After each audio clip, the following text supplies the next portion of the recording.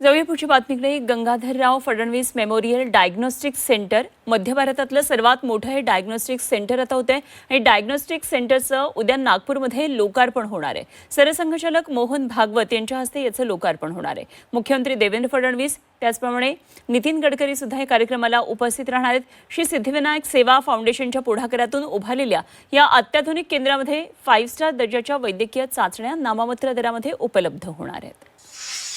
भारतातील सर्वात मोठं सेंटर, ज्या ठिकाणी 2 MRI, 2 CT scan, 2 ultrasound machine, 1 X-ray, 1 pathology आणि 25 डायलिसिस मशीन्स या एकाच वेळी कार्यान्वित होत आहेत. याचं लोकार्पण येणाऱ्या रविवारी 22 मार्चला सायंकाळी ठीक 6 वाजता राष्ट्रीय स्वयंसेवक संघाचे सरसंघचालक परमपूजनीय मोहनजी भागवत यांचे शुभ हस्ते माननीय नितीनजी गडकरी, माननीय देवेंद्रजी फडणवीस सर्वांच्या प्रमुख उपस्थितीत आणि नागपूर शहरातले, जिल्ह्यातले, विदर्भातले विविध आमदार, लोकप्रतिनिधी यांच्या सर्वांच्या प्रमुख उपस्थितीत होण्याचं हे निश्चित झालेलं आहे.